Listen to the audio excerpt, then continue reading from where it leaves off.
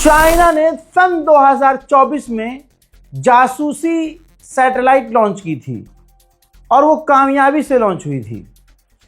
2024 में उसने लॉन्च किया और कुछ दिन इस्तेमाल किया और फिर उस कामयाबी से अंतरिक्ष में छोड़कर मज़े करने वाले चीनियों ने उस सैटेलाइट को आधिकारिक तौर पर दे दिया ईरान को कि लीजिए भैया, अब ये आपकी। इसी सैटेलाइट का इस्तेमाल करके ईरान ने, यानी चीनी सैटेलाइट का इस्तेमाल करके, जो अब ईरान की है, ईरान ने अमेरिका के बेसिस को टारगेट किया है और बहुत सटीक निशाने लगाकर। हमें क्या लग रहा था कि चाइना और रशिया बड़ी मदद कर रहे, भाई सैटेलाइट ही दे दी थी। अभी भी वो सैटेलाइट ईरान के पास है और ईरान बढ़िया से अमेरिका और इजराइल के ठिकानों को वहाँ से देख रहा है, फुटेज कैप्चर कर रहा है, लोकेशन निकाल रहा है, जासूसी कर रहा है और धपाधप दुश्मन को पीट रहा है। उधर ईरान ने खुद कहा है कि हमने 30 लोगों को गिरफ्तार किया है जो जासूसी कर रहे थे, मुल्क से गद्दारी कर रहे थे। गुलाबी सुअर को कोई घास नहीं डाल रहा है, लेकिन अब वो दिखा रहा है, ये देखिए, जैसे ट्वीट करके कि हाँ मुझे घास डाली जा रही है। कह रहा है China is very happy, China मुझसे बहुत खुश है कि परमानेंटली मैं स्ट्रेट ऑफ हॉर्मुज खुलवा रहा हूँ। बताइए, जिसने बंद किया हुआ है, जिसके पास चाबी है ईरान, उसको इस बात की खबर नहीं है कि डोनाल्ड ट्रंप गुलाबी सुअर ये स्ट्रेट ऑफ हॉर्मुज खुलवा रहा है।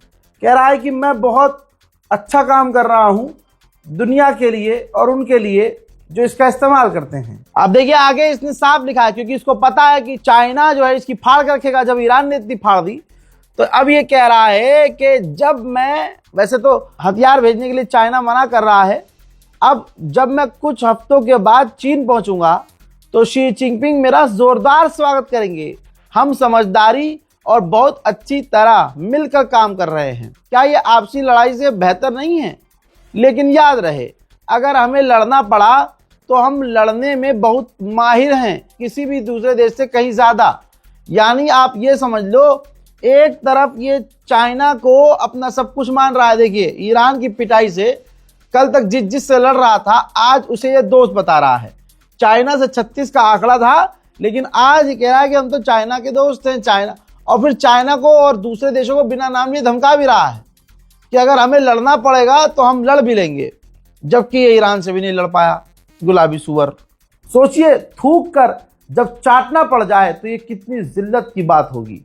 फिर इसको बार बार हर दिन ट्वीट में साबित करना पड़ रहा है कि हमारी फौज बहुत ताकतवर है। अगर किसी देश की फौज को उसकी ताकत को ट्वीट करके साबित करना पड़े, समझ जाओ उस मुल्क की मिलिट्री की क्या हालत होगी, क्या हालत होगी।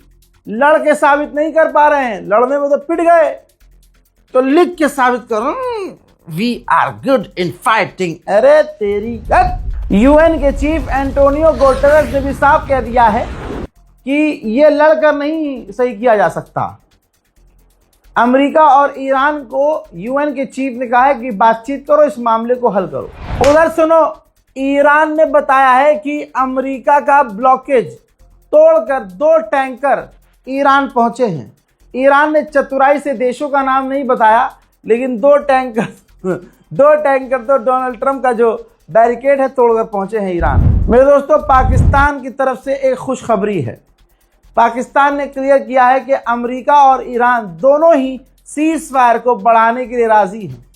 ईरान तो पहले ही से हाथ बांध के खड़ा था, हाँ जी लड़ना है तो लड़ लो, आ जाओ, शर्त है तुम्हारी, साले एक भी नहीं मानेंगे, कोई शर्त नहीं मानेंगे तुम्हारी।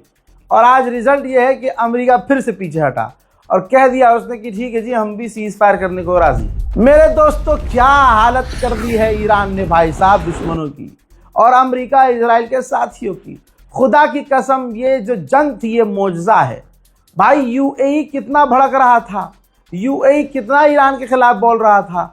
अभी भी सऊदी अरब और यूएई लगातार अमेरिका पर प्रेशर डाल रहे थे कि लड़ो लड़ो लड़ो लड़ो। अब डोनाल्ड ट्रंप जब पैंट में ही हक दिया है, उसको हगीज पहननी पड़ रही है, ईरान के मामले में उसे हगीज पहननी पड़ रही है, हक दे रहा है वो, तो भाई वो क्यों लड़ेगा जाके? इतनी मुश्किल से वो इस जंग से बाहर निकला है डोनाल्ड ट्रंप। कैसे, ऐसे कैसे भाई साहब? यूएई कोस रहा था ईरान को, ये कर दो ईरान पर, बम मार दो ईरान पर, ये कर दो और वहां की सरकार गिराओ, वो उसको कमजोर करना जरूरी है। अब जब देख लिया तमाम दुश्मनों ने ईरान की ताकत को दुनिया में उभरता हुआ देख लिया, तो आखिरकार यूएई के वाइस प्रेसिडेंट ने ईरान के पार्लियामेंट स्पीकर, जो इस वक्त प्रधानमंत्री हो, राष्ट्रपति हो, विदेश मंत्री हो, उनसे भी ऊपर हैं, ईरान के गलीबाफ जो पार्लियामेंट स्पीकर हैं, जो पाकिस्तान डेलीगेशन गई थी ईरान की, उसको ये लीड कर रहे थे। ठीक, तो भाई साहब यूएई के वाइस प्रेसिडेंट ने खुद फोन किया गलीबाफ को और उनसे बात की। क्या बात की मुझे नहीं पता, लेकिन यूएई जो कल तक ईरान को धमका रहा था, ईरान को गरिया रहा था, अब खुद से दौड़ के पहुंचा है गलीबाफ से बात करने। तो सुपर पावर कौन है, दुनिया अपनी आंखों से देख रही है। अमेरिका को झटके पर एक और नया झटका रशिया ने दिया। रूस के विदेश मंत्री माननीय सरगेई लावरोव ने साफ तौर से कहा कि ईरान को एनरिचमेंट का अधिकार है। यूरेनियम एनरिच वो कर सकता है, परमाणु नहीं बना रहा है, लेकिन वो एनरिच कर सकता है और यूरेनियम का इस्तेमाल अपनी जनता के लिए, उनके लिए बिजली बनाने के लिए कर सकता है। अब सिर्फ लीपापोती चल रही है, लीपापोती। अब अरब देश पाकिस्तान से नाराज थे कि भाई डिफेंस एग्रीमेंट था, पाकिस्तान ने ईरान पर हमला नहीं किया, अपने उस वक्त जंग के दौरान ईरान के खिलाफ फौज नहीं भेजी, बहुत सारी नाराजगी है। तो अब पाकिस्तान, कतर, सऊदी अरब, यूएई, कई देशों का दौरा बैक टू बैक करने वाले हैं ताकि सबको मनाया जा सके। और आपको पता है पाकिस्तान तुरंत शलवार खोलने में, सामने वालों को पैसे के लिए मनाने में और कुछ भी करने के लिए किस तरह से तैयार है, और हमेशा तैयार है। मेरे दोस्तों, यूएई ने प्रपोजल भी दिया था ईरान को कि स्ट्रेट ऑफ हॉर्मुज खोलिए, इसको आसान कीजिए, जैसे पहले था वैसा कीजिए, प्रपोजल दिया था।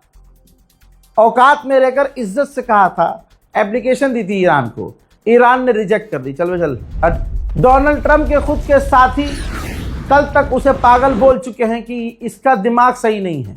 आज फिर से जब मीडिया के सामने आया तो उसने कहा भाई बेचारे को ये भी मजबूरी समझनी पड़ेगी ना इस गुलाबी सुअर की, कि मजबूर है ये, भाई इतना पीटा गया है, थोड़ी अकड़ तो कैमरे के सामने दिखानी पड़ेगी। तो इसने कहा कि मैं 1 घंटे में पैरालाइज कर सकता हूँ। हजरात, 40 दिन में इसका कुचुम्बर बना दिया ईरान ने, इसकी इज्जत का भी और इनकी फौज का भी। ठीक, लेकिन ये मीडिया के आगे क्या कह रहा है कि मैं 1 घंटे में चाहूँ ईरान को पैरालाइज कर सकता हूँ। मैंने उनकी फौज को, उनकी सेना को, वायुसेना को तबाह कर दिया है, और अगर ईरान न्यूक्लियर बनाने की उम्मीद नहीं छोड़ेगा तो हम उसे नहीं बख्शेंगे, हम और घातक होंगे, खतरनाक होंगे। बहरहाल सारी दुनिया देख रही है कि कौन ताकतवर है और कौन नहीं है। इस रिपोर्ट को शेयर कीजिएगा, अपनी राय कमेंट में जरूर लिखिएगा, चैनल को सब्सक्राइब कीजिएगा। जय हिंद।